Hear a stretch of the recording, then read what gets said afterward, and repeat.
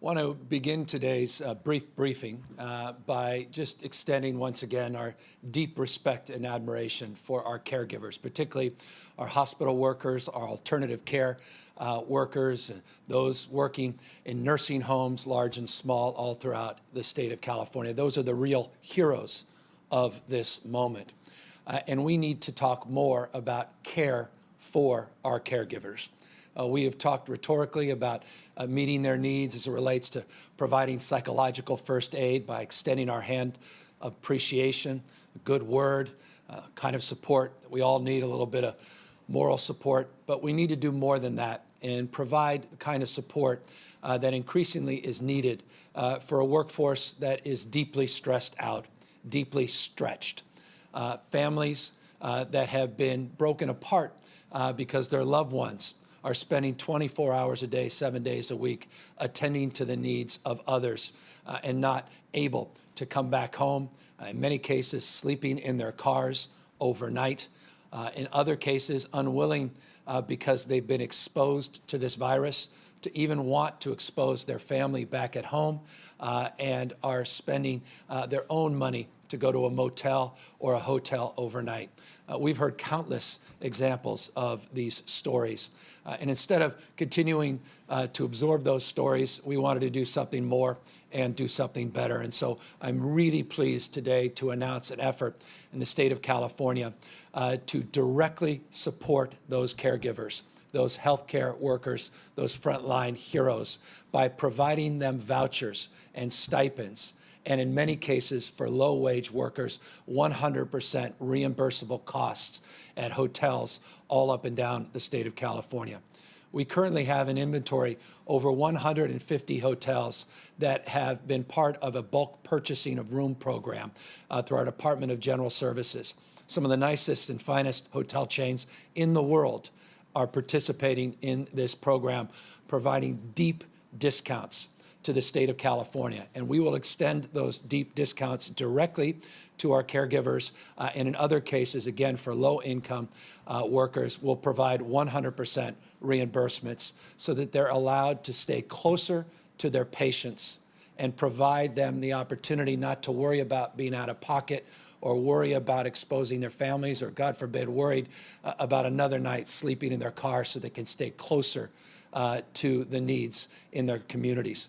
Let's remember, people are commuting for an hour, hour and a half in the good days. And the idea that you're doing a 12-hour shift and at 2, 3 in the morning have to drive all the way back home only to get right back up and do a double shift early in the morning, that's not appropriate and that's not right. We need to do better for these workers. And so I'm very pleased that we have put together a new website, caltravelstore.com. Caltravelstore.com is the site that will have the list of these 150 plus hotels. Every day we're getting more hotels to participate in this and make available these vouchers for those individuals. Lower wage workers, richer supports, the higher wage workers, deep discounts across the panoply of our healthcare workforce.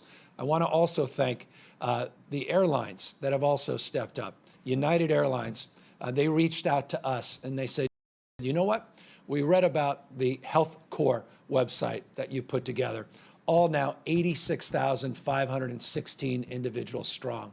86,516 individuals have signed up on our healthcare site. And United Airlines called and said, if you have folks that are traveling into the state that want to be part of that Health Corps, we want to take care of their travel costs. 100% round-trip tickets, no matter where they are at any point of the globe, not just across the United States or within the state of California. And I just want to thank United Airlines for stepping in a big way to help that workforce address the other anxiety, which are travel costs, not just accommodation costs, hotel costs. No sooner, by the way, did United reached out, then we got a call from Southwest Airlines, Alaska Airlines, and Delta. Those are the 4 airlines that met this moment. And let me thank not just United, but once again, Southwest. Let me thank Alaska Airlines and thank Delta for committing to do exactly the same And so that information is also available at our website, and we couldn't be more grateful for their largesse and their support. And by the way, that's an open-ended commitment until this crisis passes, and our commitment to the accommodations and hotels extend accordingly. So more care for our heroes, for our caregivers, at a time when we need to be there for them so that they can attend and focus on the needs of the most vulnerable patients throughout the state of California. And also, I should just extend those that are in the workforce that may have been impacted and tested positive, healthcare workers, for COVID-19. We also are providing these sites, these hotel rooms, as isolation rooms, as quarantines for those individuals as well. And those that have also been exposed and are worried about their health and their process of getting back results in their tests, that can't go to work until those test results come back. These are also hotel rooms that are set aside for you. And so I just want to thank all our partners in that endeavor, and also all the individuals. We did one of those Zoom calls about 10 days ago, and universally, this was the #1 ask for the people that participated in that call. And these were representatives of our doctors, the California Medical Association, our Nurses Association, Bonnie and her team, April, SCIU, and Bob, and Dave Regan, and others that all participated in that. And they said this was one of the top asks of their members, and one of the most important things we can do to help with their stress and ease their anxiety, also their financial burden at this time of crisis. So that's the announcement we wanted to make up front. In addition to that, I want to just extend a few updates in terms of data and new information that's come in, as we do on a daily basis, in terms of the total number of individuals impacted and currently testing positive for COVID-19. 18,309 is the official state count of those that have tested positive. 492 families torn apart. These are not statistics. Behind every stat is a real person, real lives that have been torn apart. 492 lives lost now in the state of California, 50 other families torn asunder yesterday that lost their lives over the course of the last 24 hours to this virus.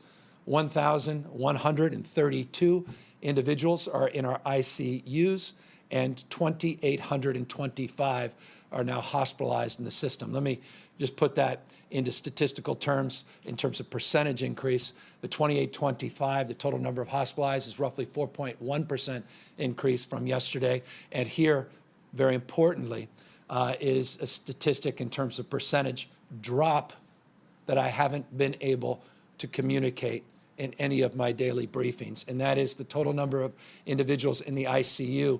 That number of 1,132 represents a drop of 1.9% from yesterday. One data point is not a trend. One data point is not a headline. So I caution anybody to read too much into that one point of data. But nonetheless, it is encouraging, and it just again reinforces the incredible work that all of you are doing to practice physical distancing. The stay-at-home is working in the state of California. That curve, it has been bent in this state, but it's also again been stretched. And we continue to be vigilant and do more every moment of every day to procure the physical assets in terms of our alternative care sites, as well as the appropriate levels of PPE. We made a significant announcement about that last night, and that includes ventilators that we confidently have secured within the hospital system and on our own state cash to meet the needs based upon our models and projections. And on that front, let me just reinforce a number that I gave a week or so ago. Well, let me go back. About a month ago, I reminded all of you that we had 7,587 ventilators that were identified within our 416 hospitals. That was the number that we advanced in the beginning of this curve. We said that the hospitals, like the state, were going to do everything they can to procure even more ventilators. refurbish ventilators, get supplies donated, and the like. Just a week ago, I announced that they had done just that. No longer 7,587, that the hospitals had 11,063 ventilators, which was good news. Today, because the hospitals every day are doing everything they can, like the state of California, to procure more ventilators, today they have 11,747 ventilators. I make that point to make this point. I think some people have expressed some concern about California's willingness to extend a hand to New Jersey, New York, Illinois, D.C., to Maryland, to Nevada, and to other states across this country by lending ventilators to deal with the crisis at hand in those states. We felt it was the right thing to do, but I also want you to know it was the responsible thing to do as American citizens, from a moral and an ethical imperative to save lives, all of us Americans, but also responsible in this context. The hospital system alone is currently utilizing 31.89% of all their ventilators. Forgive me for the precision, but I think you deserve precision. 31.89% of those ventilators are currently being used, which means over 8,000 ventilators are not being used within our hospital system. That does not include the number of ventilators the state of California has in its storage facilities and the number of ventilators we have been sending out over the course of the last number of months. So I just want to secure any anxiety that people have and also remind you of this. Ventilators are different than personal protective gear. They're consumed personal protective gear, and they are destroyed, with, again, the exception of N95 masks, which we are now able to reuse because of the new Battelle system that we have procured that will be operational by April 20th of this month. But ventilators can be used over and over and over again. And when those ventilators are used to save lives in those other states, we have the firm commitment from those states to send them back to the state of California. And why? Because, again, our curve is not bending like other states. We have stretched our curve, giving us a little bit more time. But we can't just sit on assets when we can save lives and help our fellow Americans. And so I just want to clear up any anxiety in that space or any ambiguity or any misinformation, to be candid with you, that's been expressed in this space. I am not, though, naive on this front, that we live in the aggregate. I give you those numbers, and that does not necessarily reflect the reality in each and every county in the state of California. But within the hospital system themselves, they have a remarkable mutual support program and strategy. In the state of California, led by David Duncan, is responsible for our state's effort. They check in every single day to all the county health directors to check in on their current supplies, current need. And our ongoing resolve is each county should at least have 2 times as many vents as they need on any given basis, on the basis of how we then procure and process the redistribution or distribution of those assets. And so that is something every morning we check in and we update, and that's a protocol that we've advanced from the beginning of this process. That's what EMSA does. That's what Dave Duncan does. And that's what he continues to do, and proud of his work and proud of the work of the team that we have assembled. By no stretch am I naive as well that things can change and that we need to double down on our procurement and double down on our redistribution of these assets.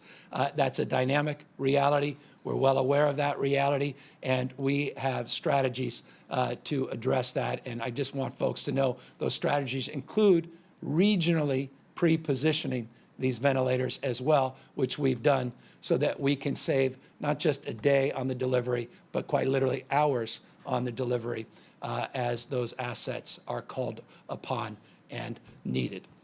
PPE, again, we mentioned yesterday the significant capacity now for California to procure hundreds of millions of units of protective gear, substantively N95 masks and surgical masks, but also coveralls, gowns, gloves, shields, and the like. I know that people are out there wanting and demanding more PPE in real time, not just our healthcare workers, but our grocery frontline employees, our grocers. We recognize that our IHSS support needs more. Their teams need more PPE, and just want folks to know, soon as we get deliveries, we get them right back out. Quite literally, hundreds of thousands went out yesterday. Every day, we're pushing these things out. The announcement we made yesterday was not immediate. It's over the next few weeks. So over the next few weeks, we're going to start seeing our numbers increase significantly, and the redistribution of those assets in real time throughout the state will also significantly improve. So that's a little bit of an update on the PPE side, ventilator side, update on the overall numbers in the state of California, and some good news on those ICU numbers. But again, just 1 day, 1 point of data. We'll check in tomorrow, in the course of the next few days, to see if those numbers continue to show positive signs. I also want to just make a point to those that are anxious on another topic about the delay of the fishing season in the state of California. I may have lost half of you, but if I was watching, I'd start paying attention right now.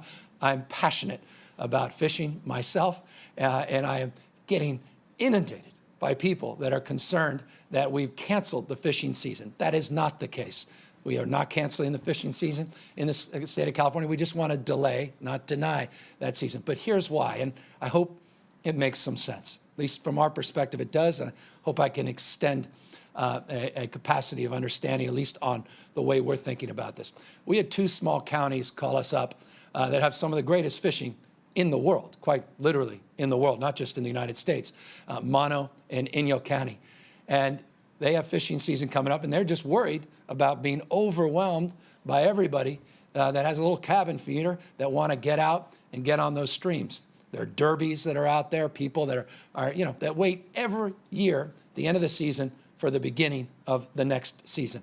And they felt concerned about the number of people. That is quite rational. And the healthcare system up there does not have the resources that many other systems do if indeed people got injured for any reasons, not just coming into contact with others related to this virus.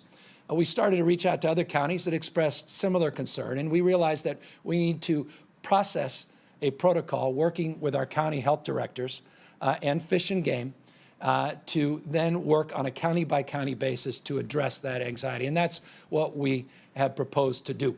We had a little bit of problem yesterday, technical problems, because so many people called into the Fish and Game Commission that the system was overwhelmed, and we delayed an official decision on this. But let me just make this point clear to all the people that love the outdoors and love trout fishing or fishing more broadly in the state of California. We hear you.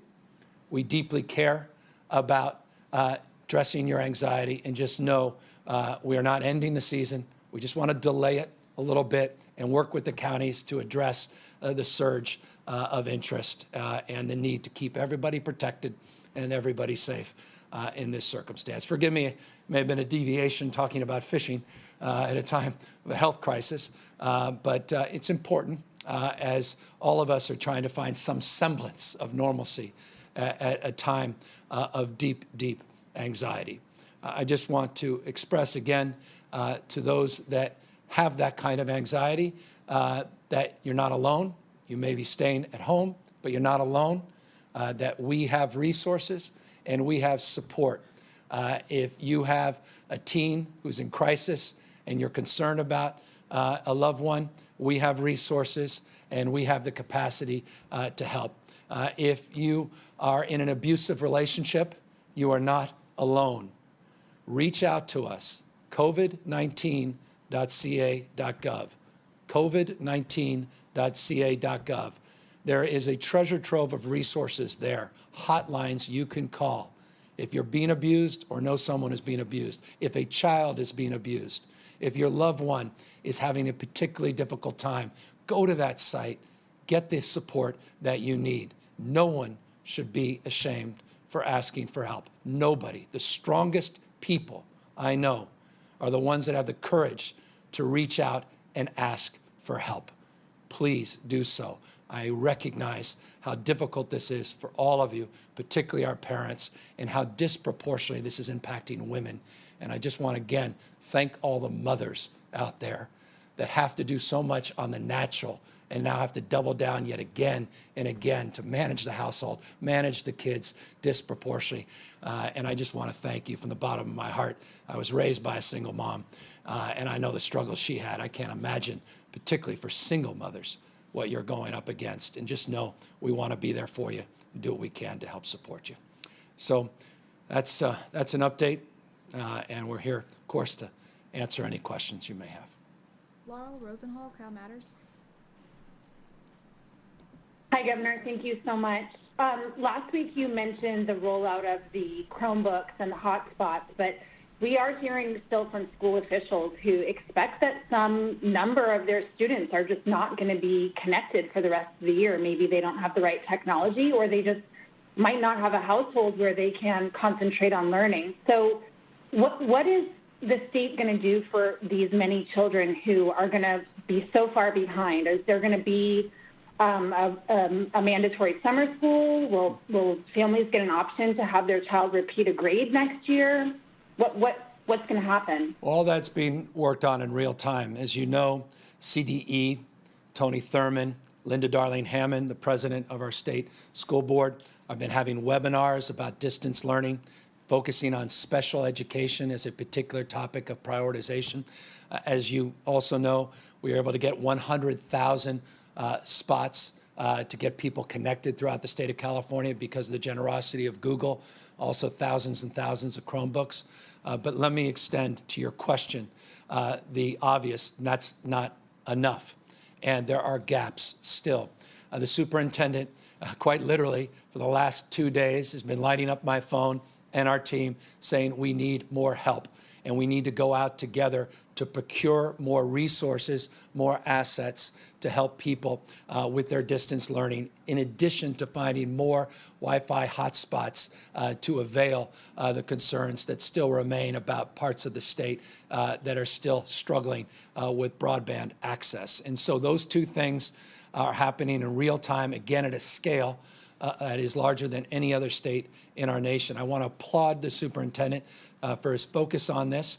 He, as well, just put in a specific budget request to me and my office as it relates to procuring assets that go to the second part of your question about what we do for those that are in this void, in this gap, and how we make up for time lost. And that includes conversations, yes, we are having around summer support and preparing kids for the fall school year.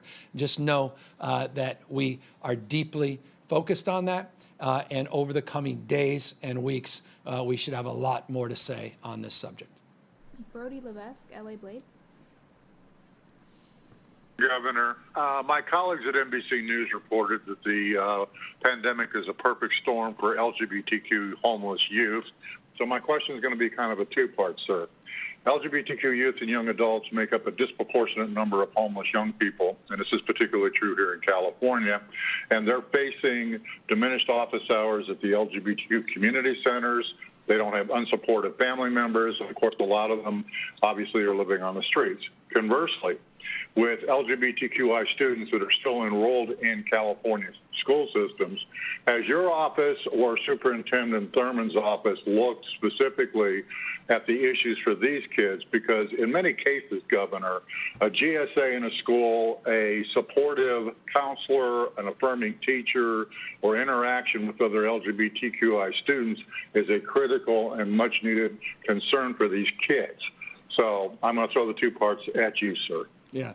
Well, this is a deeply personal issue for me that cares deeply about the LGBTQ community. And let me extend this a little bit more personally still. I just learned a few hours ago that one of my heroes, Phyllis Lyon, 95 years young, passed away. Phyllis, as you may know, I had the privilege of being involved in a marriage ceremony between Phyllis Lyon and Del Martin. The couple had been together almost half a century. the manifestation of faith, love, and devotion. And yet they were denied on the basis of their sexual orientation the right to say two extraordinary words, I do. The power and potency of those two words is profoundly significant, as is the frame of your question. We are struggling, as you know, as a nation to address the needs of our LGBTQ youth in particular. The state of California bears a unique responsibility to do more and better than any other part of the nation to address those needs. And we've done so through policy, through advocacy, and through highlighting those challenges. LA County in particular has been a leader. And as you referenced, and as you know well, the number of LGBTQ youth, homeless youth, disproportionately is represented in LA County.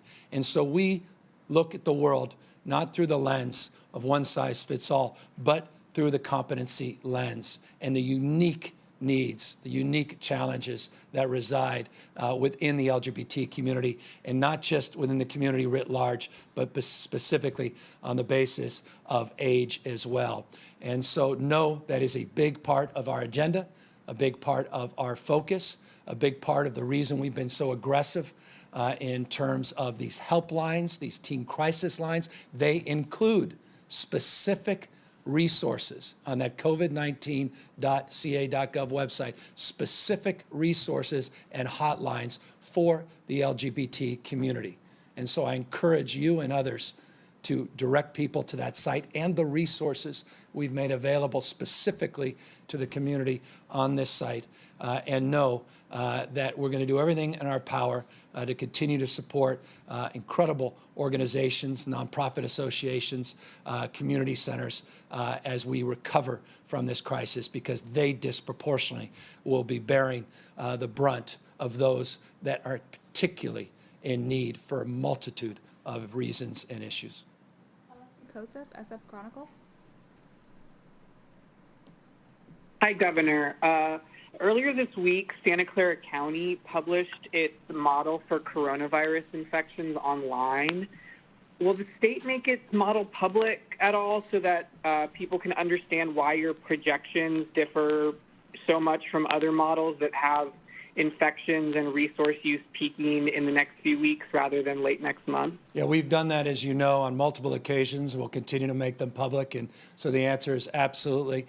We will continue to make presentations, continue to make available that information. As you know, we continue to iterate based on the data and what comes in and what's happening in counties, not just Santa Clara. We're monitoring what's happening in all 58 counties throughout the state of California. Some counties impacted more than others. But one thing is certain, our models have improved. And that's because individuals have met the moment. Individuals are practicing physical distancing. Individuals are doing the right thing in terms of the stay-at-home order.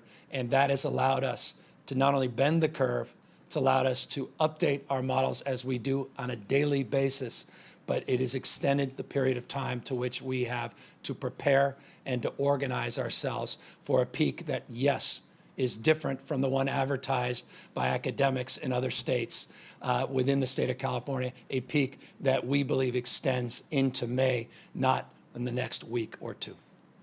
Phil Willen, LA Times. Hi, Governor. Thank you so much for the update on the ventilators. I did have a question about that, though. I mean, how can you assure counties throughout the state that when they need ventilators, the state will be able to provide them? And if supplies become scarce, especially when there's a surge, what's the state protocol over who receives them first? Secondly, blood tests for COVID-19 antibodies are becoming more popular and getting more attention. How would you use those results from the test to inform your decision-making? And do you have any concerns that data gathered by that, possibly about lower mortality rates or widespread immunity, could generate complacency? Thanks. Well, Phil, this is a great opportunity. I have my doctor standing right beside me who could talk more about the antibody tests. Dr. Galley, well familiar to folks in Southern California since he was running the system down there before now running our state system. He could talk more about the antibody tests. We continue to see progress in terms of not just more tests being conducted, but we have substantially reduced that backlog. Today, the number came in, it was 13,900. That's the current backlog. It's still too high, but remember, we were as high as 59,500. I believe that was our peak number in terms of that backlog. So we are seeing quicker results, still not as quick as we want to see them. And as you rightly attest on the basis of your question, we're not just doing traditional PCR tests, these are the swab tests, but now doing these serum tests, these antibody tests, these blood-based tests, which will be critical in terms of our capacity to make determinations about community spread and about immunity. But again, I am not a doctor, and I have one, and he will talk more about that. Thank you, Governor, and thank you for the question. We continue to be very encouraged about serologic testing for the state of California. We have some of the best laboratorians, labs, academicians, and scientists around serology testing here in California. We are tapping them every single day to understand where the science is heading. We want to use these tests responsibly. You can use them in a number of different ways to get an understanding of community prevalence. Some suggest it might even be a trigger to immunity and understanding who is immune from the disease and maybe reinfection. We know that around the globe, the use of serologic testing is being discussed. There are countries that have gone out ahead and made decisions on how to use them, and today they are rethinking how they're used. So we in California are looking at serologic testing with a great deal of hope and anticipation, but also being very methodical on how we use these to guide our decisions. We continue to build up capacity on our ability to do the PCR tests, getting those not just into hospitals, not just into clinics, but more and more into the communities to prioritize testing healthcare workers, people on the front lines, and making sure that we expand that thoughtfully to touch communities that haven't been tested as much as they should, communities of color, communities of lower income, ensuring that California keeps that equity lens at front and center with all of our testing and all of our work.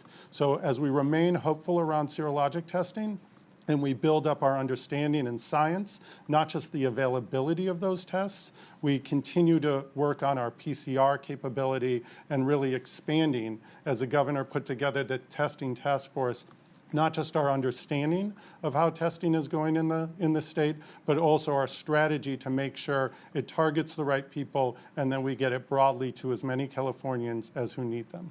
On the ventilators? Oh, yes. On the ventilator question, thank you.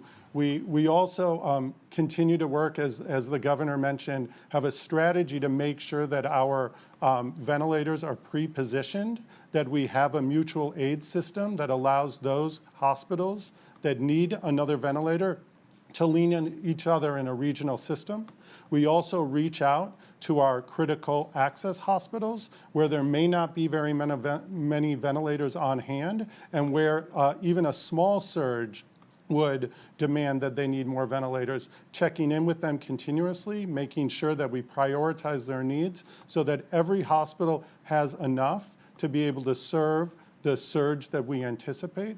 We also know, as the governor said, that there's an ability to call back ventilators that we've loaned to others to save Americans to make sure that they're available here.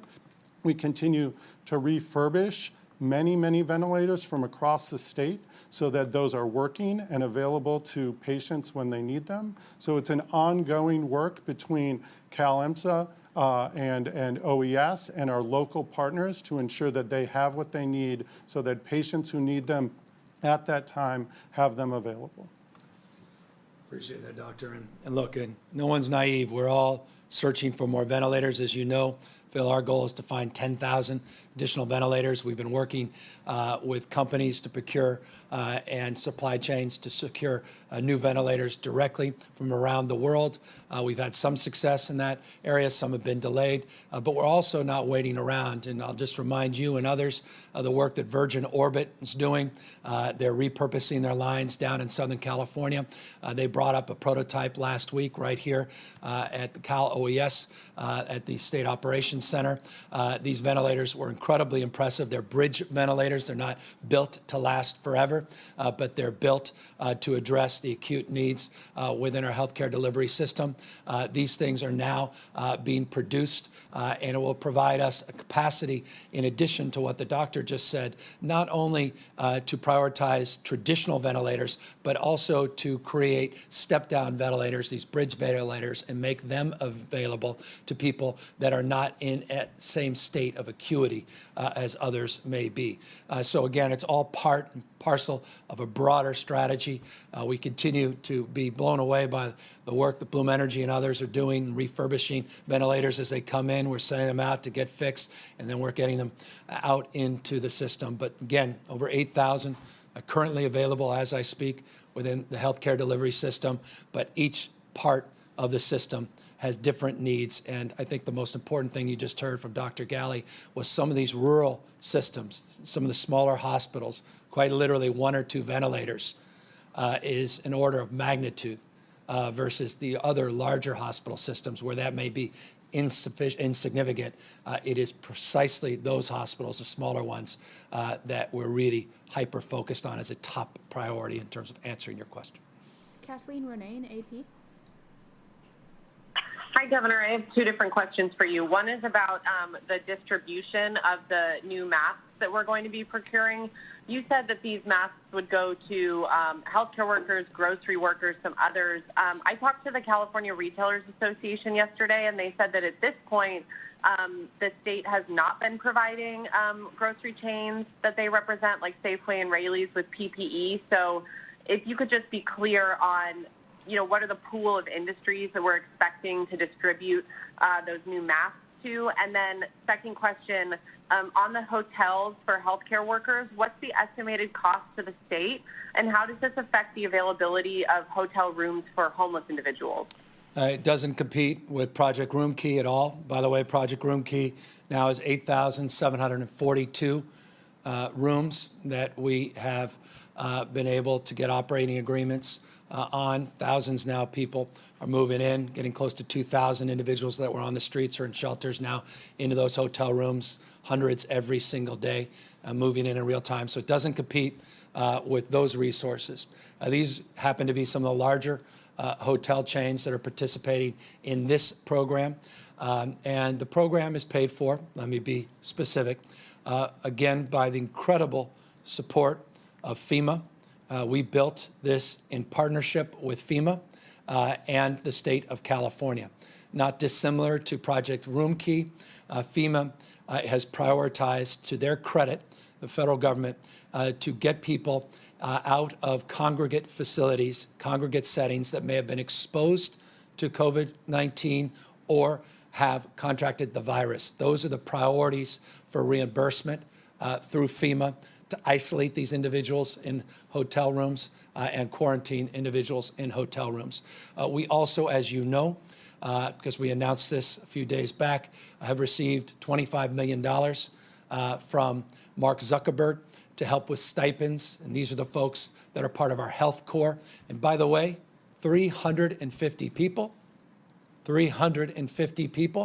are getting letters literally today to begin to be introduced into our workforce from the health corps database.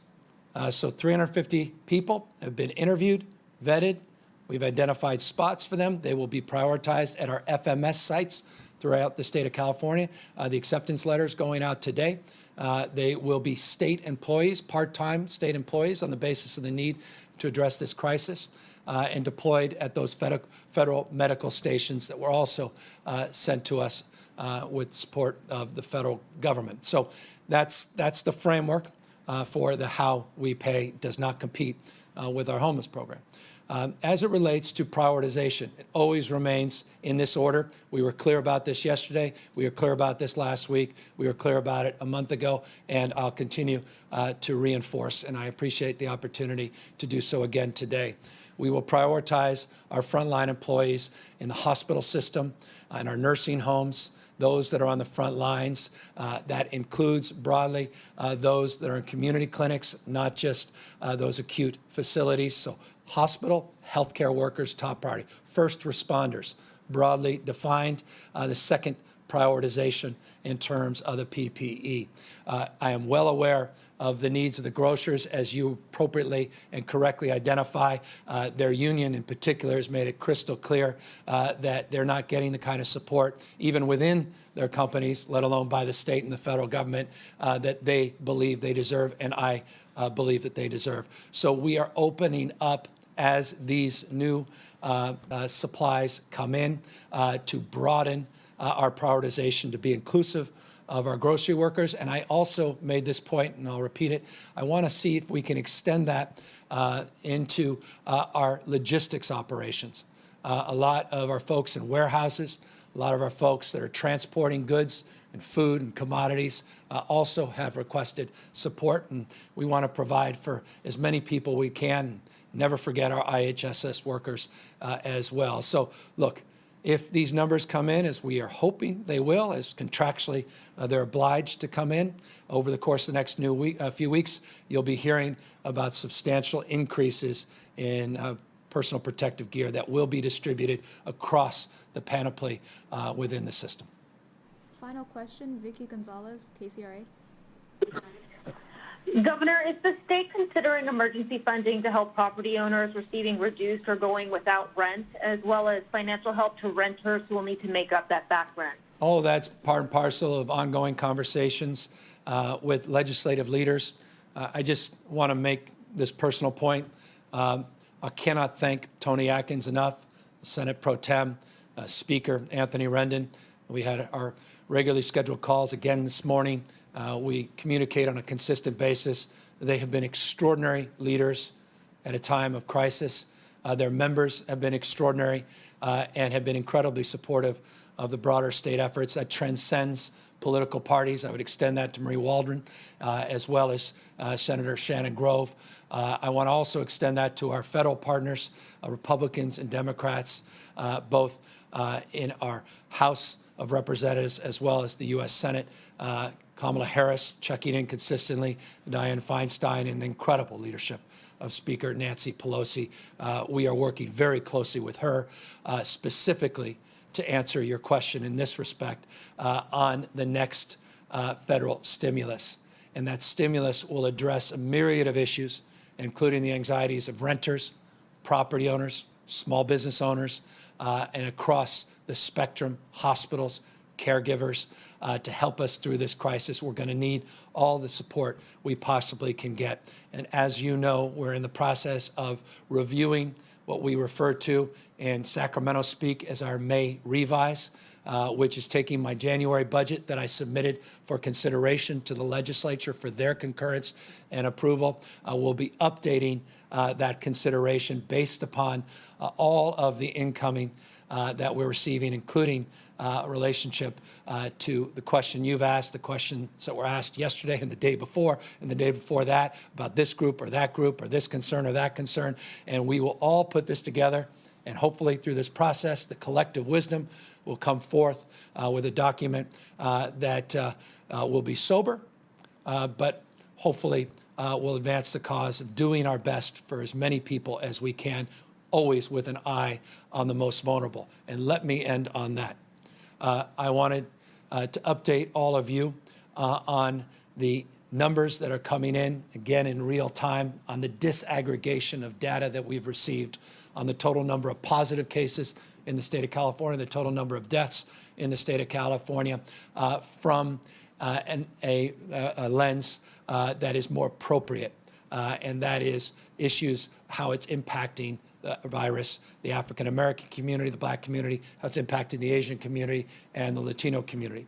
The new numbers are in 53, 54% of the numbers now have reported up to the state of California. Again, we were at 37.2% yesterday.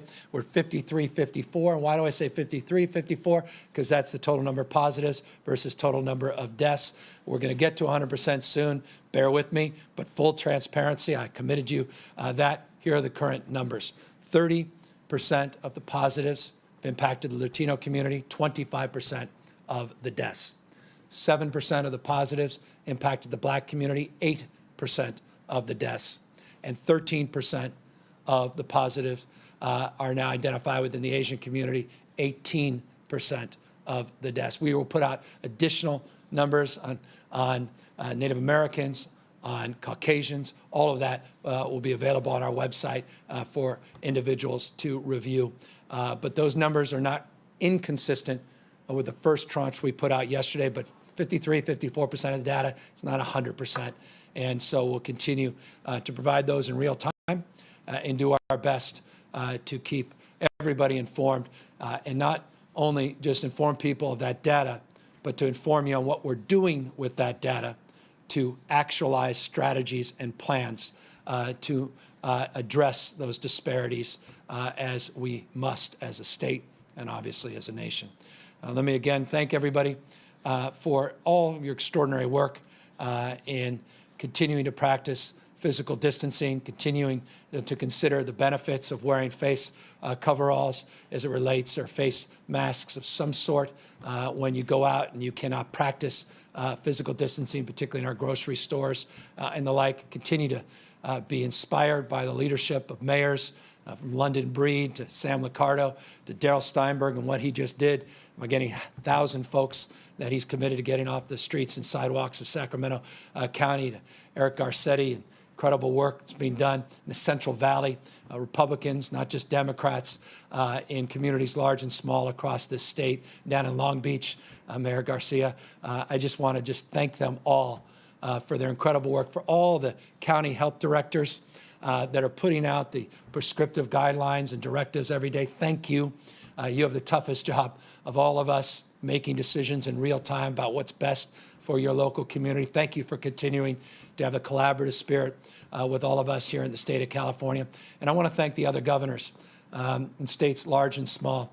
The conversations every day are growing in number and in impact. I know what they're up against. We all are dealing with our own set of challenges, but none more than Governor Cuomo and Governor Murphy and others in New York and in New Jersey. And I just want to thank them for their hard work, thank them for their incredible generosity in terms of the work they're doing to see what they can do to help support our efforts here in California.